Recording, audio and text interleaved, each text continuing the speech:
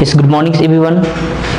In previous lecture we will discussed about है ना equation Nernst equations है ना, जो हम लोग प्रीवियस डिस्कशंस में हम लोग डिस्कस किए थे है ना, ये E cell is equal to E naught cell minus R T by N F into क्या एल एन क्यू है ना। तो हम लोग प्रीवियस लेक्चर्स में हम लोग क्या ये डिस्कशन किए थे है ना, नस्ट इक्वेशंस को हमने क्या किया था, डिराइव किया था है ना। तो उसमें क्या लिखे थे है ना, ई सेल है ना, जो लास्टली आपका जो आया था E cell is equal to E naught cell minus R T by N F into क्या एल एन क्यू। तो इसको हम और थोड़ा सा एक्सपैंड करते हैं, एक्सपैंड करने के बाद सिंप्लीफाई करने के बाद है ना, तो हम लोग क्या देखते हैं, देखिए यहाँ पे एल एन क्यू, यहाँ पे क्यू क्या है आपका रिएक्शन कोशिएंट है ना, क्यू आपका क्या है रिएक्शन कोशिएंट, टी क्या है टेम्परेचर्स, आर क्या है यूनिवर्सल गैस कांस्टेंट, एन क्या है एन फैक्टर्स है ना, और एफ क्या है फेराड, और 1 फेराड में कितना होता है 96,500 कूलम। चलिए इसको और थोड़ा सा एक्सपैंड करते हैं, एक स्पेशल केस लेते हैं 25 डिग्री सेल्सियस। तो अब बताइए ई सेल, इसको थोड़ा सा और, E cell is equal to क्या होगा ई नॉट सेल माइनस, अब देखिए यूनिवर्सल गैस कांस्टेंट आर का जो वैल्यू होता है 8.314 जूल पर मोल पर केल्विन, तो आप इसका वैल्यू पुट करेंगे 8.314 है ना इनटू एट 25 डिग्री सेल्सियस। तो यहाँ पे एक कंडीशन है 25 degree Celsius, that means 298 kelvin. तो यहाँ पे रखेंगे क्या 298 डिवाइडेड बाई n का n रहेगा, और f 1 फैराड में कितना होता है 96,500 कूलम, और ln क्यू को लॉग में कन्वर्ट करने के लिए हम लोग मल्टीप्लाई करते 2.303 इंटू लॉग क्या क्यू। और जब इसको हम सिंप्लीफाई करते हैं, इस टर्म्स को जब सिंप्लीफाई करते हैं, तो सिंप्लीफाई करने के बाद जो वैल्यू आता है, जिसको आपको जनरली आपको ध्यान में ही रखना होगा तो ज्यादा अच्छा है, तो E cell is equal to क्या होगा E naught cell minus 0.059 divided by n into क्या लॉग क्यू है ना। तो जनरली जो भी आपका 99% केस में आपका इसी पे बेस्ड आपका क्या आता है प्रॉब्लम आता है। यहाँ पे देखिएगा, यहाँ पे ई सेल क्या है ना, ई सेल है EMF of cell at any temperatures, any pressures and any concentrations है ना, किसी भी प्रेशर्स टेम्परेचर और कॉन्सेंट्रेशंस पे आपका क्या है ईएमएफ ऑफ सेल है। और ई नॉट सेल का मतलब क्या है स्टैंडर्ड ईएमएफ ऑफ सेल है, और यहाँ पे एन क्या है एन फैक्टर्स, और क्यू क्या है रिएक्शंस कोशिएंट। तो रिएक्शंस कोशिएंट निकालने का तरीका है जो आप 11th क्लास में ही आपका केमिकल इक्विलिब्रियम में पढ़ाया जा चुका है ना। मान लो कोई आपका जनरल रिएक्शंस है अल्फा ए प्लस बीटा बी, ये देता क्या है गामा सी प्लस क्या डेल्टा डी। तो इसके लिए जो रिएक्शंस कोशिएंट निकालेंगे, देखिएगा यहाँ पे रिएक्शंस कोशिएंट निकालने का तरीका है, यहाँ पे सबसे पहले ऊपर हम प्रोडक्ट लिखते हैं और नीचे क्या लिखते हैं रिएक्टेंट। तो प्रोडक्ट में आपका क्या क्या है कॉन्सेंट्रेशन ऑफ सी, और जो स्टोइचोमेट्रिक कोएफिशिएंट होगा वही आपका क्या होगा पावर होगा। तो क्या होगा सी पे पावर गामा, और यहाँ पे क्या होगा डी पे पावर क्या होगा डेल्टा, और डिवाइडेड बाई अब रिएक्टेंट साइड में आएंगे तो क्या होगा a to the powers alpha and b to the powers क्या बीटा। चलिए तो हम लोग Q को किस तरह से निकालेंगे फाइंड आउट करेंगे, ये आपको मैंने बताया। चलिए अब नेक्स्ट आगे बढ़ते हैं।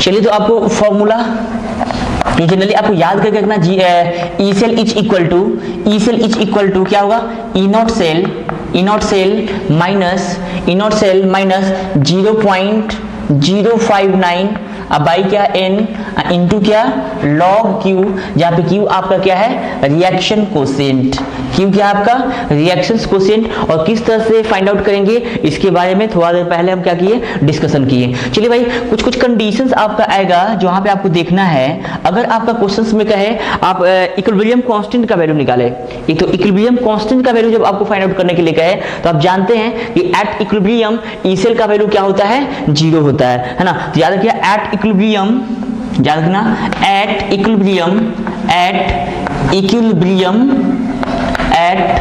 इक्विलिब्रियम जो आपका क्या क्या होगा, E cell is equal to क्या होता है, zero, E cell is equal to क्या होता है, जीरो, और आपका ये जो रिएक्शन कोएफिशिएंट है वो आपका इक्विलिब्रियम कांस्टेंट के क्या होता है, इक्वल होता है। जैसे इस वैल्यू को हम यहाँ पे पुट करेंगे क्या होगा, zero is equal to E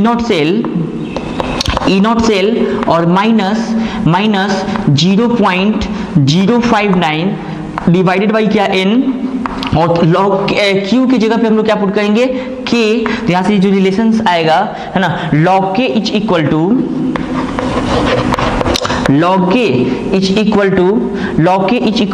N into E naught cell divided by क्या, 0.059, और यहां से के का वैल्यू निकालेंगे तो के इज इक्वल टू क्या हो रहा है, anti log N E naught cell और डिवाइडेड बाई 0.059। तो ये आपका k का वैल्यू यहां से आप आसानी से फाइंड आउट कर सकते हैं, है ना। और ये है ना एंटी लॉग का वैल्यू किस तरह से फाइंड आउट किया जाता है ना, इसके लिए आपका स्पेशल वीडियो भी क्या है बनाया जाएगा, जिसको आप देख सकते हैं। चलिए, तो यहां से हमने सीखा E cell is equal to E naught cell minus 0.059 by N into log Q. अगर आपसे पूछे क्वेश्चंस में कि इक्विलिब्रियम कांस्टेंट आप बताइए, तो equilibrium constant that means at equilibrium E cell is equal to क्या होगा, जीरो, और ये जो आपका रिएक्शन कोएफिशिएंट है वो किसके इक्वल हो जाएगा, के के। अब इसका कोरेस्पोंडिंग वैल्यू जब पुट करेंगे तो ई सेल की जगह पे क्या रखेंगे, zero, E naught cell minus 0.059 by N into क्या, लॉग के। तो लॉग के इतना के इक्वल हो जाएगा। जब लॉग के से के का वैल्यू निकालना हो तो इस साइड में क्या लगता है, एंटी लॉग। क्या लगता है, एंटी लॉग। तो के इक्वल टू क्या होगा, anti log into N into E naught cell और डिवाइडेड बाई क्या, 0.059।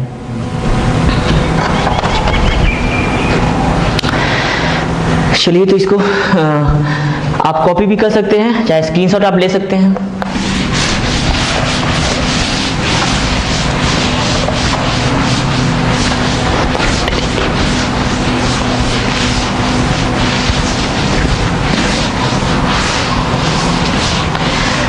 चलिए, इस पे बेस्ड एक सिंपल क्वेश्चन हम लोग करते हैं, है ना।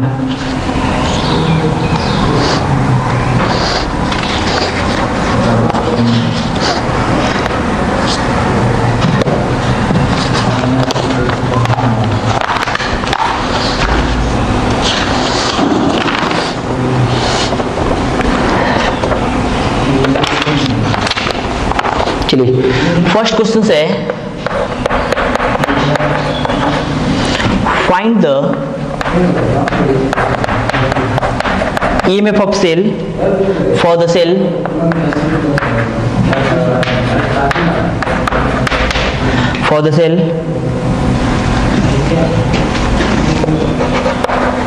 Zn2 plus 0.01 m salt bridge H plus 1 m to H2 0.1 atm pt। चलिए, given E not Zn2 plus 2 Zn is equal to minus 0.76 volt. चलिए भाई, इस क्वेश्चन को कैसे हम सॉल्यूशंस करेंगे, देखिए यहाँ पे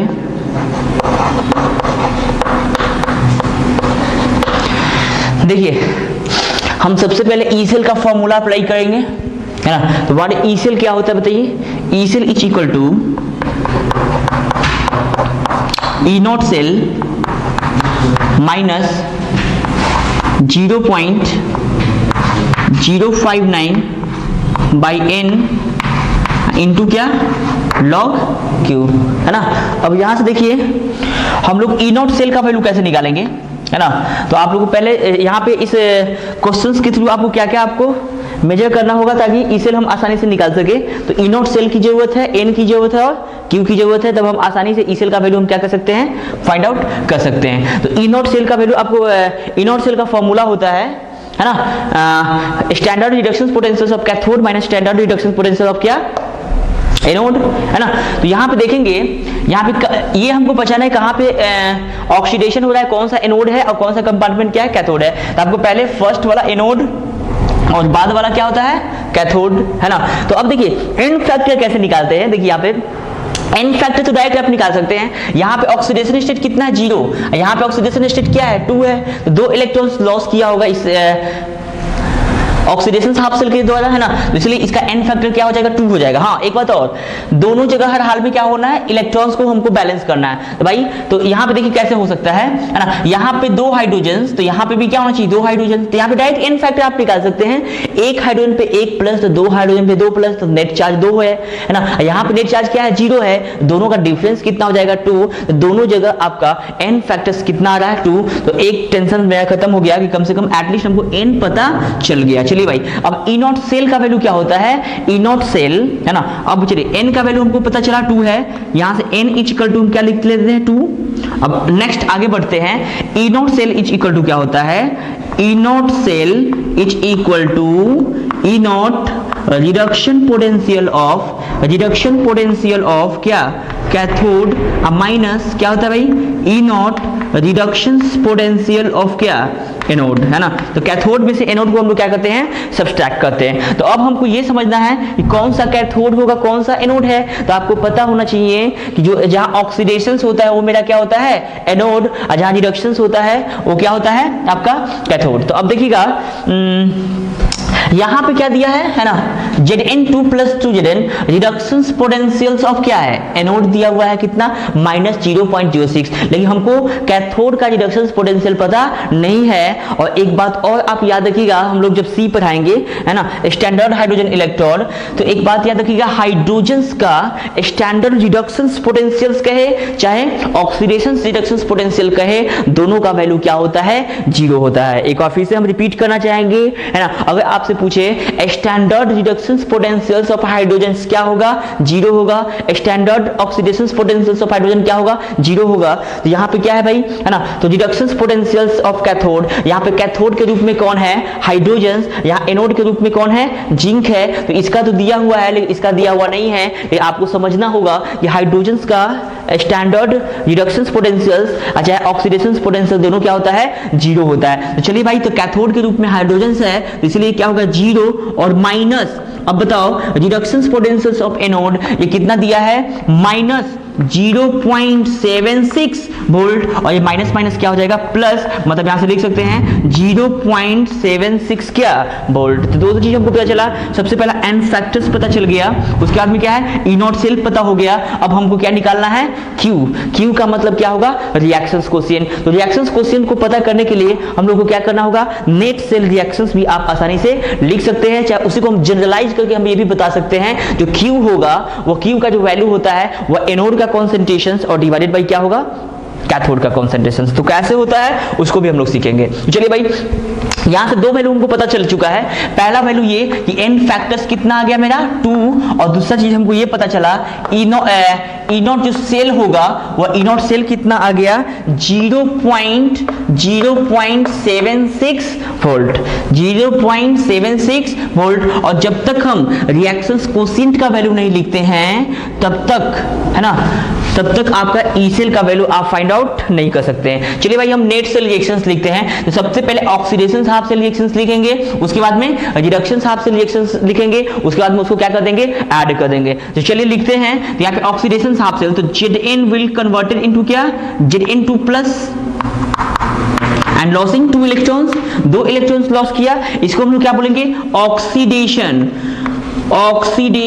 हाफ सेल रिएक्शन, है ना। चलिए भाई, अब हम लोग चलते हैं। हाँ, तो ये कहां पे, एट एनोड। चलिए भाई देखो, एट कैथोड। देखिए कैथोड पे क्या हुआ, रिडक्शंस। अब यहाँ पे देखेंगे भाई, कैथोड पे हो गया था भाई 2H plus will get converted into क्या, H2, है ना। यहाँ पे क्या होगा, 2H प्लस H2 में कन्वर्ट हो रहा है। बताइए इसका एन फैक्टर कितना है, 2 है ना। और यहाँ पे इलेक्ट्रॉन कहाँ ऐड होगा, यहाँ पे। चलिए अब हम ओवरऑल रिएक्शंस लिखने के लिए इलेक्ट्रॉन कैंसिल आउट हो गया। यहां से क्या हो गया, Zn plus 2H plus converted into Zn2 plus plus क्या हो जाएगा H2, है ना। तो भाई नेट ओवरऑल जो रिएक्शंस मेरा आया Zn plus 2H plus imply that Zn2 plus plus क्या H2। चलिए इसको अच्छे से समझते हैं हम लोग।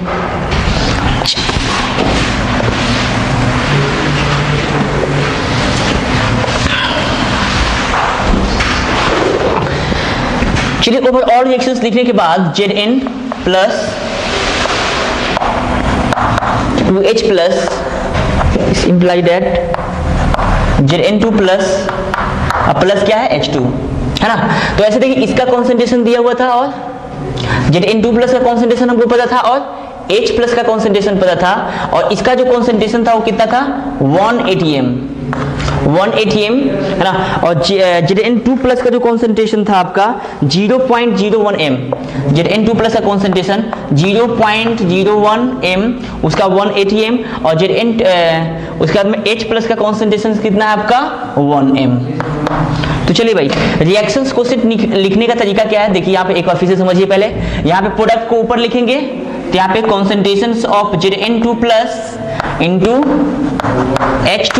तो H2 के केस में हम लोग क्या लिखेंगे, पार्शियल प्रेशर यूज करेंगे, पार्शियल प्रेशर ऑफ क्या H2 डिवाइडेड बाय, अब देखिए यहाँ पे concentrations of Zn into concentrations of H plus का क्या होगा स्क्वायर। लेकिन इसको लिखने से कोई फायदा नहीं है क्योंकि ये सॉलिड स्टेट में है जिसका कॉन्सेंट्रेशन हम लोग क्या मानते हैं 1 m मानते हैं। इसको आप लिख भी सकते हैं चाहे नहीं भी लिख सकते। चलिए भाई अब यहाँ पे वैल्यू हम रखेंगे तो Zn2 प्लस का कॉन्सेंट्रेशन कितना है 0.01 into partial pressure of H2 क्या है 1 atm और H प्लस का कॉन्सेंट्रेशन कितना है 1 का क्या स्क्वायर, तो इसका वैल्यू कितना आएगा 0.01। जब इसका वैल्यू सॉल्व करेंगे तो कितना आ जाएगा 10 to the power -2, 10 to the power -2। अब Q का भी वैल्यू पता है, N का भी वैल्यू पता है और E नॉट सेल का भी वैल्यू पता है, तो हम E सेल का वैल्यू हम आसानी से फाइंड आउट कर सकते हैं। यहाँ से हम निकाल सकते हैं हम लोग E सेल इक्वल टू कौन सा फॉर्मूला लगाएंगे हम लोग, चलिए फॉर्मूला हम लोग लगाते हैं E सेल इक्वल टू क्या होगा E cell equal to E naught cell minus 0.059 by N into क्या log Q और यहाँ से E सेल इक्वल टू आया था 0.76 माइनस 0.059 डिवाइडेड बाई N का वैल्यू कितना आएगा 2 into log 10 to the power कितना -2 और यहाँ से फाइंड आउट कर सकते हैं और सिंप्लीफाई कर सकते हैं E सेल इक्वल टू 0.76। अब देखिए यहाँ पे ये -2 जब मल्टीप्लाई करेगा यहाँ पे मल्टीप्लाई होगा तो क्या होगा माइनस माइनस क्या हो जाएगा प्लस हो जाएगा और 2 से 2 क्या हो जाएगा कैंसिल हो जाएगा और log 10 का वैल्यू कितना होता है 1 होता है, तो डायरेक्ट 0.76 और माइनस कितना होगा 0.059 जो भी आंसर आएगा किसमें आएगा वोल्टेज में आएगा। चलिए नेक्स्ट टाइप पे क्वेश्चन हम लोग करते हैं।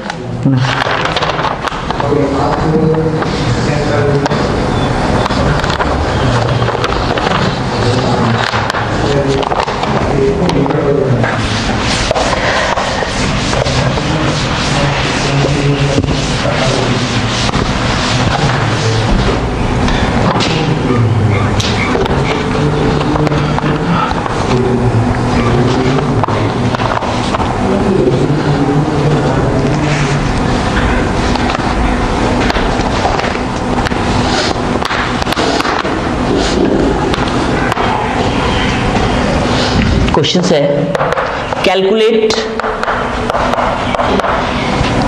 The equilibrium constant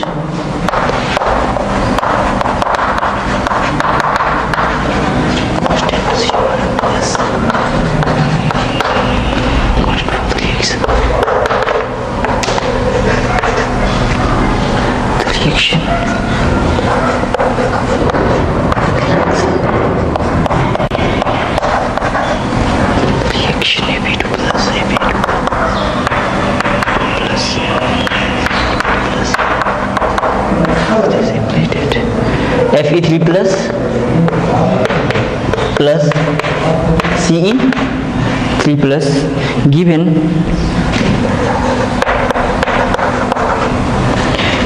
E naught Ce4 plus 2 Ce3 plus is equal to 1.44 volt and E0 Fe3 plus Fe2 plus is equal to 0.68 volt. चलिए अब इसको सॉल्व करते हैं, है ना।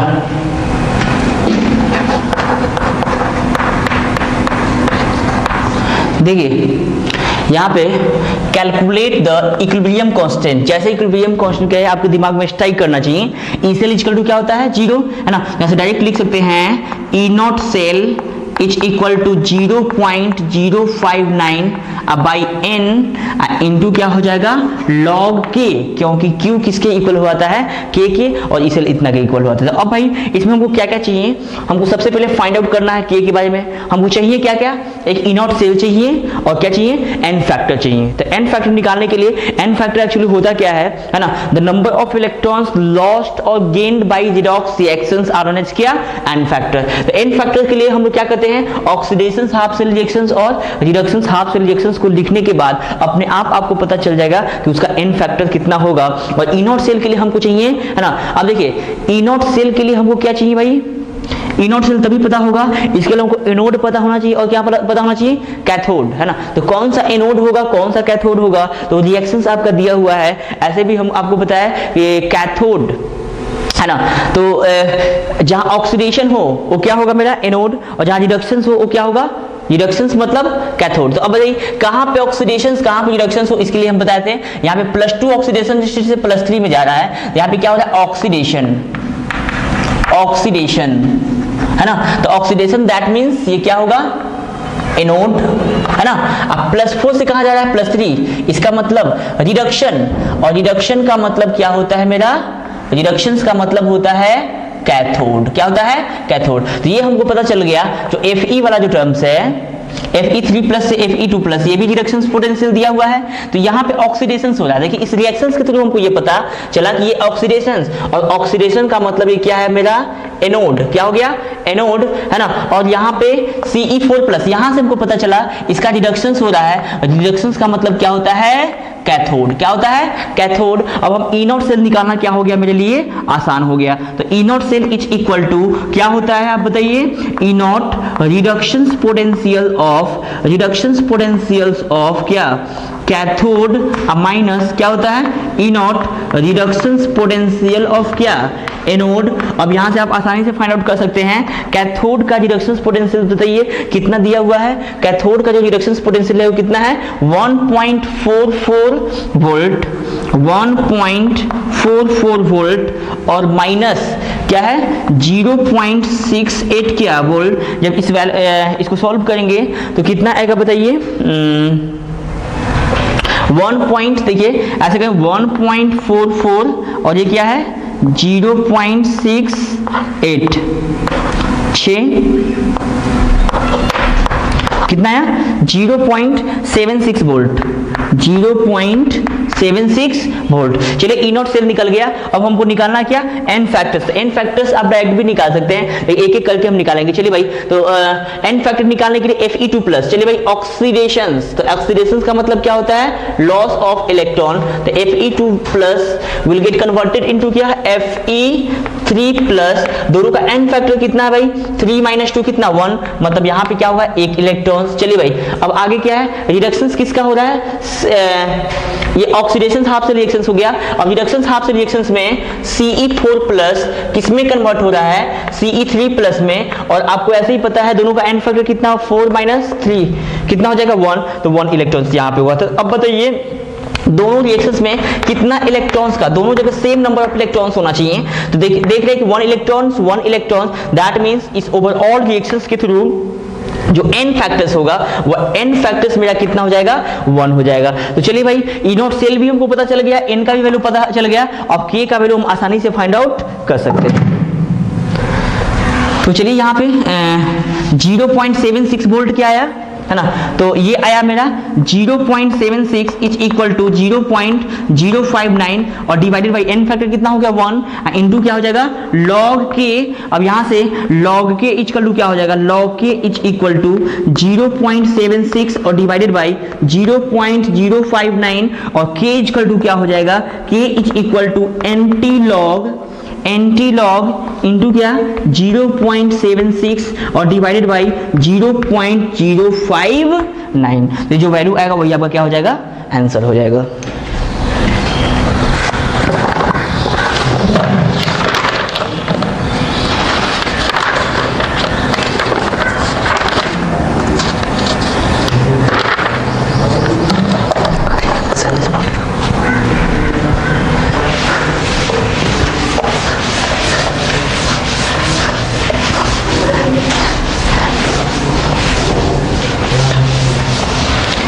चलिए, तो अभी तक मैंने जो सीखा है ना, सबसे पहले रिएक्शंस लिख लेंगे एक बार, है ना। रिएक्शंस और डेल जी का वैल्यू और ई सेल का वैल्यू, है ना। रिएक्शंस डेल जी और ये क्या हो गया, ई सेल हो गया। तो आपको पता होगा ये एक रिलेशंस मैंने बताया था आपको, डेल जी इक्वल टू होता है माइनस एन एफ इंटू क्या, E cell. Del G equal to minus N F into क्या, ई सेल। आपका तीन तरह के रिएक्शंस को हम लोग डिस्कशन करेंगे। एक होगा स्पॉन्टेनियस रिएक्शंस, स्पॉन्टेनियस फर्स्ट है स्पॉन्टेनियस, है ना। सेकंड है नॉन स्पॉन्टेनियस,